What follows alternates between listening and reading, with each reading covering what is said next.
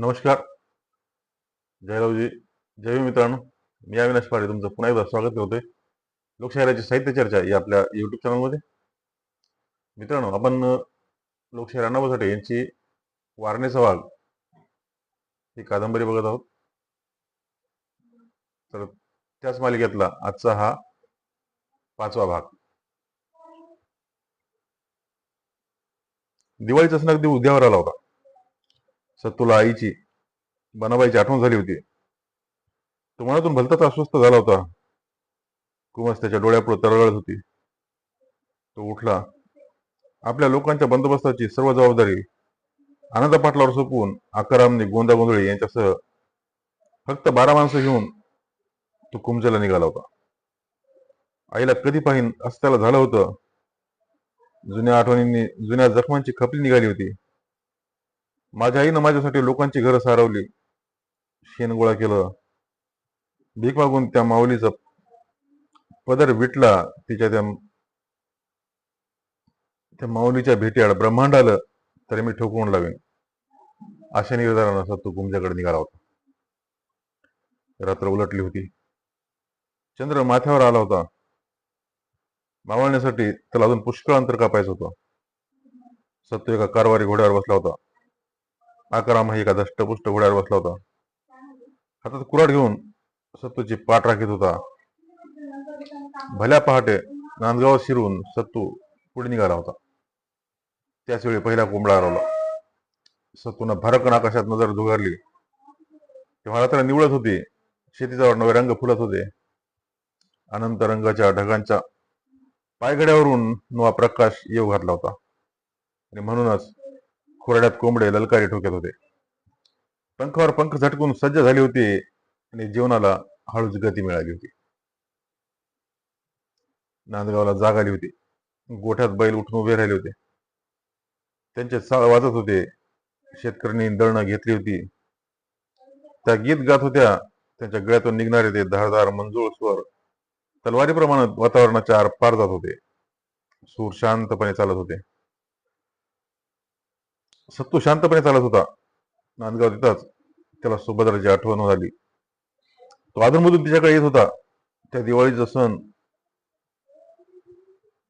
तो कधीच चुकीत नव्हता, परंतु आजच्या प्रमाणे तो रात्रीचा काही झालेला नव्हता. म्हणून प्रथम कुमजेला जाऊन परत जाते वेळी सुभद्राला भेटायचं असं त्याने निर्धार केलेला होता. तो सुभद्रेच्या दारात आला तेव्हा घरात सुभद्रा गहू दळत होती. ते गीत गात होती. तिचं दळण संपत आलेलं होतं. सुभद्रेच्या गीताच्या ओळी बाहेर ऐकू आल्या. नसलं जरी माहेर भाऊ असावा पाठीचा, गरिबाचा वाली जसा सत्याबा कुमजचा. या वाळी ऐकून सत्तूचं मस्तक सुन्न झालं. तो कानटाव करून ऐकू लागला. तोच पुढच्या वेळी मोत्यांची उंजळ उंधळवीत तशा उधळून गेल्या. सरील माझ दळण घास घालीला शेवटला, आळविते देवराया दे आऊक सत्याबाला.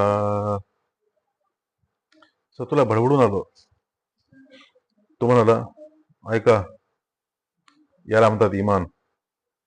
माझी कुमज इथंच आहे. माझी बनाई इथंच आहे आणि माझी बहीणही इथंच आहे. आता कुमजला जायची घाई करू नका. जरा दमानं घ्या.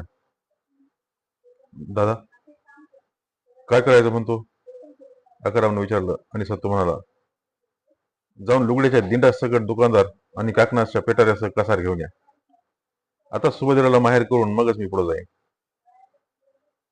पण दिवस उगल की, गोंदा म्हणाला. उगू दे, मला दिवस आणि रात्र सारखीच, सत्तू म्हणाला. पण रोज पहाटे देवापुढे पदर पसरून मला आऊक मागणारी सुभद्रा मला नवी आहे. आता बोलण्यात वेळ काढू नका, चा. लगेच आकाराम व गोंदा यांनी धाव घेतली. दुकानदाराला उठवलं. सत्तूचं नाव ऐकताच तो गांगरला आणि वजभर लुगडी घेऊन चिंतू पाटलाच्या घराकडे पळत सुटला. थोड्या वेळानं कासारे आला. मग सत्तूनं सुभद्रेच्या दारावर थाप मारली. कोण आहे ते? मी कुमजाचा सत्याबा, सत्तू उतरला. सत्तूचं नाव ऐकताच सुभद्रा चकित झाली. खळकन कडी निघून तिने दार उघडलं. पिठानं माखलेले हात पुशीत डोळे विस्फारून ती सत्तूकडे पाहत राहिली. सत्तूनं पटकन तिचे पाय धरले आणि सद्गदित स्वरात म्हणाला, ज्याला तू रोज आळूक मागतेस तोच मी. तिच्या काळजाला पीळ पडला आणि डोळ्यातून दोन आनंदाश्रू निघून सत्तूच्या पाठीवर टिबकले. सत्तू आल्याचं समजतात चिंतू पाटील उठला. त्यानं भोंगळं अंथरलं. आळी जागी झाली. हा हा म्हणता गावात खबर गेली. चिंतू पाटलाच्या सोप्यात गर्दी झाली. 5 लुगडी सुभद्रापुढे ठेवून आणि काकणं भरून सत्तूनं सुरती रुपयानं तिची ओटी भरली. सुभद्रेनं त्याला आरती ओवाळली. सर्वांना आनंद झाला. सत्तू कुंजला जायला निघाला होता तेव्हा सुभद्रेला वाईट वाटलं. आपला सख्खा भाऊ दूरदेशी जात आहे असं वाटून तिचे डोळे भरून आले. आता कधी येणार तिने विचारलं. वाटेल तेव्हा आणि प्रत्येक दिवाळीला तर मी नक्कीच येणार असं सांगून सत्तूनं नांदगाव सोडलं. सूर्योदयाला सत्तू कुंजत दाखल झाला. गेल्याबरोबर त्यानं बनाबाईच्या पायावर डोकं ठेवलं. त्याचा काळीच झरझरलं. आईच्या या पडत्या काळी आपण परागंद आहोत याची जाणीव होऊन त्याच्या हृदयात कालवाकाल झाली. बनाबाईनं सत्तूला जवळ घेतलं आणि तिच्या पाठीवरून हात फिरवीत ती म्हणाली, आलास हे एक बरं झालं. तू कुठं बी आस पण मला विसरू नकस. मी रोजच तुझी वाट बघत असते. तुझी ही धावपळ बघून माझ्या काळजाचं पाणी पाणी होत असतं. सोप्यात सई महारीण बसली होती. ती फक्त सत्तूकडे पाहत होती. काय बोलावं आणि कसं बोलावं याचा ती विचार करत होती. अलीकडे ज्या ज्यावेळी सत्तू गुंजला येई त्या त्यावेळी त्याला सई सोप्यात बसलेली दिसत होती. सत्तू म्हणाला, सईबाई जी तू इथं कशी?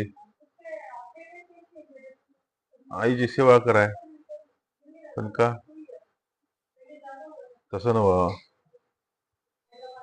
सई डोळे पुशीत म्हणाली, मी महारीण आहे. मी या उंबऱ्याच्या आत जात नाही. मी बाहेरच्या बाहेर बसून आई संग बोलते, जळण आणते, घर सारवते. मी आईला शिवाशिव करीत नाही. सई तसं नव.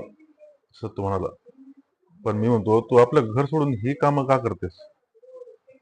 सईची ओठ थरथरली. डोळ्यातून आसवांची धार वाहू लागली. हुंदकी गिळून ती म्हणाली, मी गरीब आहे. माझ्यासाठी आणि माझ्या पोटातल्या बाळासाठी तुम्ही चौगुल्याचा खून करून ही आई सोडली, घर सोडलं, गाव सोडला. त्या उपकारांची फेड मी कशी करू? ते उपकार मी कसे विसरू? मी पामार आहे.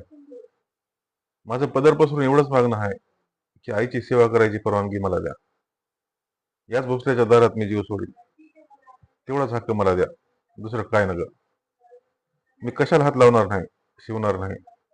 हे ऐकून सत्तूचं काळी थरथरलं. त्याला भडभडून आलं. तो गहिवरला.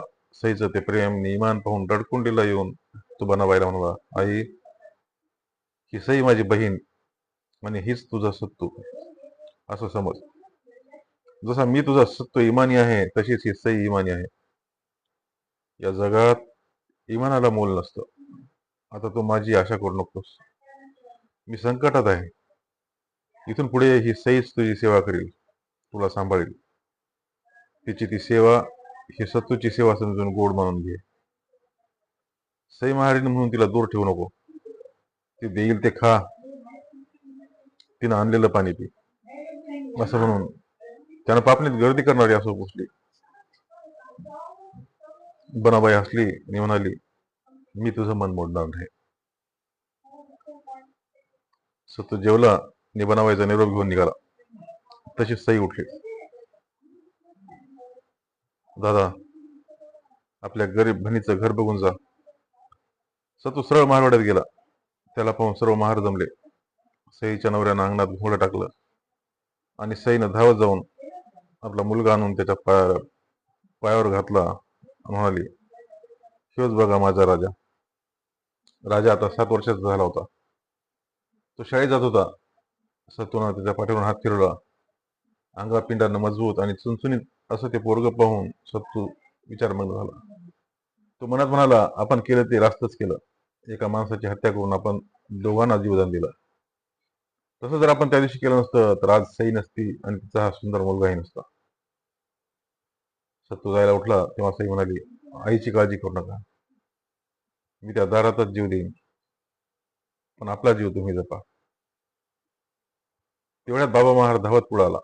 सत्तू पुढे हात जोडून उभा राहत म्हणाला, मी बाबा महार, मेरीबाईचा बटलर. ओळखलं का? काय सरकार हे? सत्तू हसला. त्याच्या डोळ्यापुढे मेरीची सुंदर मूर्ती उभी राहिली.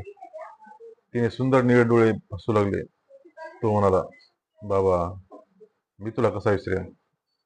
मेरीबाई बरी आहे ना? छाक आहे. बाबा शरीराला झोके देत म्हणाला, मी तुम्हाला भेटायची मायंदळ कोशिश केली, पण जमलंच नाही. तुमची ही सारी भानगड ऐकून मेरीबाईला लय वांगळ वाटलंय आणि तिने एकदा तुम्हाला भेटायला विचार केला. माझी भेट कशी होऊ शकेल? सत्तू गंभीर होऊन म्हणाला, आता माझी आणि माझ्या मरणाची भेट व्हायची. काळ कठीण आहे बाबा. मेरीबाईची भेट या जन्मी तरी शक्य नाही. ती मेरीबाई सारं करेल. ह्याच कामासाठी मेरीबाईने मला मुद्दाम पाठवले. तुम्ही नुसतं हो म्हणा. ठीक आहे, मी हो म्हणालो असं तिला सांग. सत्तू घोड्यावर बसत म्हणाला, आणि हे बघ बाबा, मेरीचा कोणताही निरोप तू सईकडे सांगत जा, म्हणजे तो मला मिळेल. बाबाने कपाळाला हात लावून मुंडी डोलावली आणि तो घोडी चालू लागली. आकाराम आणि गोंदा हे दोघं सत्तूच्या रक्षणाची काळजी घेत होते. त्यांनी आपली माणसं जागोजाग फिरून ठेवली. आता कुठं जायचं? गोंदानं सत्तूला विचारलं. प्रथम जाकल्यात जाऊन सगुनाला भेटू, मग बहादूरवाडीला जायचं. पांडूची काही बातमी होती? सत्तू समोर पाहत उतरला. आणि उद्या नीलूची भेट घ्यायची आहे. आज फक्त जाकला आणि बहादूरवाडी. बहादूरवाडीचं नाव ऐकताच गोंदा आणि आकाराम कळवणले. बहादूरवाडी जायचं म्हणजे दादा पाटलाच्या वाघाच्या गुहेत जायचं. काही दगा फटका होईल असं त्यांना वाटू लागलं. तोच सत्तू पुढे म्हणाला, बहादूरवाडी दादा पाटलाचं गाव आहे, हे विसरू नका. बहादूरवाडीत शिरताना आकाराम, तू गावात यायचं नाहीस, गावाबाहेरच थांबायचं. धन्यवाद.